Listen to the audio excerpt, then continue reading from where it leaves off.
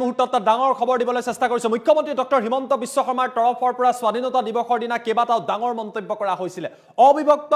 যি গোৱালপাৰা জিলা আছিল গোৱালপাৰা জিলাত এটা সম্প্ৰদায়ে আনটো সম্প্ৰদায়ৰ মাটি ক্ৰয় কৰিব নোৱাৰে বুলি কৈছিল আৰু অৱশেষত বহু বিবাহৰ বিৰুদ্ধে আইন অনাৰ কথা কৈছিল কিন্তু এই সমগ্ৰ বিষয়ক লৈ আমচুৰ তৰফৰ পৰা মুখ্যমন্ত্ৰীক গাদিচ্যুত কৰাৰ হুংকাৰ দিয়া হৈছে আমচুৰ তৰফৰ পৰা কোৱা হৈছে মুছলমান শৰীয়ত আৰু ইছলামিক আইনৰ মতেহে চলিব মুখ্যমন্ত্ৰী আইনৰ মতে নচলে এই কথা আমচুৱে স্পষ্ট কৰি মুখ্যমন্ত্ৰী ডক্টৰ হিমন্ত বিশ্ব শৰ্মাক গাদিচ্যুত কৰাৰ হুংকাৰ দিছে টাইম এট বিগ ব্ৰেকিং জনাইছো ডাঙৰ খবৰ মুখ্যমন্ত্ৰীক হুংকাৰ আমচুৰ তৰফৰ পৰা মুখ্যমন্ত্ৰীক হুংকাৰ প্ৰদান কৰা হৈছে মুখ্যমন্ত্ৰীক সমালোচনা কৰিছে আমচুৱে অবিভক্ত গোৱালপাৰা জিলাত এটা সম্প্ৰদায়ে আন এটা সম্প্ৰদায়ৰ মাটি কিনিব নোৱাৰে বুলি মুখ্যমন্ত্ৰী ডক্টৰ হিমন্ত বিশ্ব শৰ্মাৰ তৰফৰ পৰা মন্তব্য কৰা হৈছিল আৰু মুখ্যমন্ত্ৰীৰ সিদ্ধান্তক এতিয়া প্ৰত্যাহ্বান জনাইছে আমচুৱে কৈছে কোনে কি কিনিব কোনে কি পিন্ধিব সেয়া ব্যক্তিগত স্বাধীনতা আমচুৰ তৰফৰ পৰা এই কথা উল্লেখ কৰা হৈছে মুখ্যমন্ত্ৰীয়ে এই কামত মুছলমানক বাধা দিব নোৱাৰে বুলি আমচুৱে স্পষ্ট কৰি দিছে মুছলমানক এই কামত বাধা দিব নোৱাৰিব মুখ্যমন্ত্ৰীক গাদিচ্যুত কৰাৰ হুংকাৰ দিছে আমচুৱে আমি কেইটামান মুহূৰ্তৰ পিছত আমচুৰ নেতৃত্বৰ মন্তব্য দেখুৱাম বহু বিবাহ আইন বন্ধ কৰাক লৈও মুখ্যমন্ত্ৰীক সমালোচনা আৰু প্ৰত্যাহ্বান জনাইছে আমচুৰ তৰফৰ পৰা কোৱা হৈছে 1935 চনৰ আইন মুছলমানৰ বাবে বাহাল থাকিব লাগিব মুছলমানে শৰীয়তৰ মতে বিয়া পাতিব মুছলমানে ইছলামিক আইনৰ মতে চলিব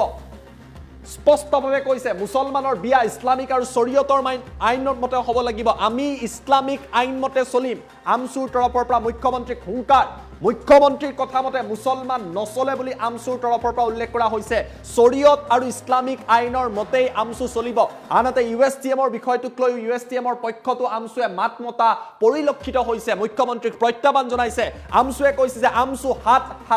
সাৱতি বহি নাথাকে আমি সেই মন্তব্য কেইটামান মুহূৰ্তৰ পিছত দেখুৱাম মুখ্যমন্ত্ৰীক জবাব দিব আমচুৱে বুলি কৈছে গণতান্ত্ৰিকভাৱে আন্দোলন হ'ব আইনীভাৱে আন্দোলন হ'ব আৰু মুখ্যমন্ত্ৰীক আমচুৰ তৰফৰ পৰা জবাব দিয়া হ'ব বিজেপি চৰকাৰৰ বিৰুদ্ধে আমচুৱে ব্যাপক আন্দোলন কৰিব কিন্তু মুছলমান ইছলামিক আইন মতে চলিব শৰিয়াৰ মতে চলিব মুখ্যমন্ত্ৰীৰ মতে নহয় মাদ্ৰাছাৰ ওপৰত বুলডোজাৰ চলোৱাক লৈ মুখ্যমন্ত্ৰী ডক্টৰ হিমন্ত বিশ্ব শৰ্মাক হুংকাৰ দিছে আমচুৱে কৈছে মাদ্ৰাছা ভাঙিব পাৰিব কিন্তু কুৰাণৰ কথা আমাৰ অন্তৰত আছে কুৰাণ আৰু হাদিছৰ এক বিন্দু উল্টা পুল্টা কৰিব নোৱাৰিব এয়া আমচুৰ তৰফৰ পৰা কোৱা হৈছে হাল হলনি কৰিব নোৱাৰিব কুৰাণ আৰু হাদিছ আৰু ইছলামিক আইনৰ মতে আমচু চলিব মুছলমান চলিব শৰিয়াৰ মতে চলিব বুলি উল্লেখ কৰিছে আৰু এইদৰে মুখ্যমন্ত্ৰী ডক্টৰ হিমন্ত বিশ্ব শৰ্মাক গাদিচ্যুত কৰাৰ হুংকাৰ দিয়া হৈছে আমচুৰ তৰফৰ পৰা আন্দোলন কৰাৰ হুংকাৰ দিয়া হৈছে বিজেপি চৰকাৰৰ বিৰুদ্ধে মুখ্যমন্ত্ৰীৰ বিৰুদ্ধে আন্দোলন কৰাৰ কথা উল্লেখ কৰা হৈছে তেওঁলোকে কৈছে যে মুছলমানে কি পিন্ধিব কি কৰিব সেয়া মুছলমানৰ কথা ইছলামিক আইন আৰু শৰিয়াৰ মতে চলিব বুলি উল্লেখ কৰিছে মুখ্যমন্ত্ৰীয়ে এই কামত বাধা দিব নোৱাৰে বুলি উল্লেখ কৰিছে আমাৰ লগত আমচু নেতৃত্বৰ মন্তব্য আছে এক্সক্লুসিভ মন্তব্য এই মুহূৰ্তত দেখুৱাৰ চেষ্টা কৰিছো আপোনালোকে জানে বা নাজানে আজিও তেওঁ কৈছে যে অবিভক্ত গোৱালপাৰা জিলাৰ কোনো মুছলমানৰ মাটি হিন্দুৱে কিনিব নোৱাৰে কোনো হিন্দুৰ মাটি মুছলমানে কিনিব নোৱাৰে এইটো মুখ্যমন্ত্ৰীয়ে কোৱা কথা নেকি কোনে কি মাটি কিনিব কোনে কি খাব কোনে কি পিন্ধিব সেইটো তাৰ ব্যক্তিগত স্বাধীনতা মুখ্যমন্ত্ৰীয়ে এইবোৰ কথাক বাধা দি ৰাখিব নোৱাৰে আপুনি এটা সময়লৈ বাধা দিব পাৰে আপুনি মনত ৰাখা উচিত আপোনাক 5 বছৰৰ কাৰণে অসমৰ ৰাইজে নিৰ্বাচিত কৰিছে আৰু আপুনি যদি এনেকুৱা ধৰণৰ হিটলাৰী শাসন চলাই মানুহৰ উশাহ বন্ধ কৰাৰ সিদ্ধান্ত গ্ৰহণ কৰিছে আপোনাক গাদীৰ পৰা নমাবৰ কাৰণে অসমৰ ৰাইজে 5 বছৰ পিছত 5 মিনিটৰ সময় নলয় এই কথাটো অসমৰ মুখ্যমন্ত্ৰীয়ে বুজা উচিত কথাই মুছলমানক ইটো কৰিবলৈ দিয়া নহয় সিটো কৰিবলৈ দিয়া নহয় আকৌ কৈছে বিবাহ আইন বন্ধ কৰিম বিবাহ আইনটো আমি বাতিল কৰি নতুন আইন আনিম আমি মুখ্যমন্ত্ৰী কৈছো 1935 চনৰ যি বিবাহ আইন আছে সেই আইন বাহাল থাকিব লাগিব কাৰণ মোৰ সন্তানে মই কেনেকৈ বিয়া পাতিম কি কৰিম সেইটো মোৰ ব্যক্তিগত এখতিয়াৰৰ বিষয় সেইটো ইছলামিক শৰিয়া মতে হ'ব লাগিব সেইটো ইছলামিক ল মতে হ'ব লাগিব আমি আইন মতেই কৰিম কিন্তু আমাৰ কথা মতে হ'ব লাগিব মুখ্যমন্ত্ৰীৰ কথা নহয় যদি এই যে কথাবাৰ্তাবিলাক কিয় কৈ আছে তাৰমানে এটাৰ পিছত এটা আক্ৰমণ কোনোবা ইউনিভাৰ্চিটি খুলিছে গুৱাহাটীত বানপানী হৈছে সেই ইউনিভাৰ্চিটি যদি কিবা দোষ আছে ব্যৱস্থা লওক কয় ফ্লাড জেহাদ বান জেহাদ মানে সেই মালিকজন মুছলমান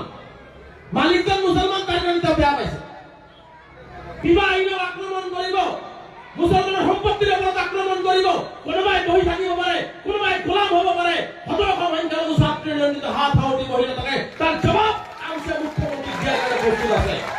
তার জবাব সদায় মুখ্যমন্ত্রী আমছে দিব, ইয়া রাস্তাতে হোক, আইনগতভাবে হোক আর বৈধিকভাবে হোক, আমি দিয়াৰ কাৰণে প্ৰস্তুত আছো। গতিকে মুখ্যমন্ত্ৰী ডাঙৰীয়াক স্পষ্টকৈ কৈছো, আপুনি কাৰোবাৰ কণ্ঠ আপুনি ৰুদ্ধ কৰিব পাৰে, বন্ধ কৰিব পাৰে, কিন্তু আমচুৰ গণতান্ত্ৰিক আন্দোলন, আমচুৰ কণ্ঠ আপুনি ৰুদ্ধ কৰিব নোৱাৰে। আপোনাৰ সমগ্ৰ মেচিনাৰী লগালেও আমচুৰ আন্দোলন চলি থাকিব। আপুনি নাটক কৰিলে আপোনাৰ নাটক আমি বুজিছো। আপুনি এটাৰ পিছত এটা, কেতিয়াবা আপুনি কি কৈছে মাদ্ৰাছাৰ ওপৰত আক্ৰমণ কৰিছে, মাদ্ৰাছাৰ ঘৰ আপুনি বলদুজাৰ দি ভাঙিছে। এটা কথা মুখ্যমন্ত্ৰীয়ে জনা উচিত, মাদ্ৰাসাৰ একটা বিল্ডিং আপনি ভাঙিব পাৰে, কিন্তু ইসলামৰ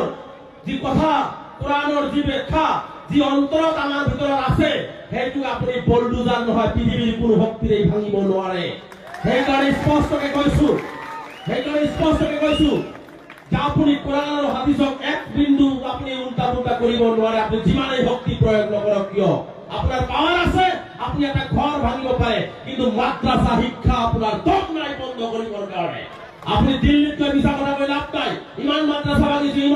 ভাঙিছো, আপনি একটা ঘৰ ভাঙিছে, কিন্তু মাদ্ৰাসা ভাঙিব পৰা নাই। আপনি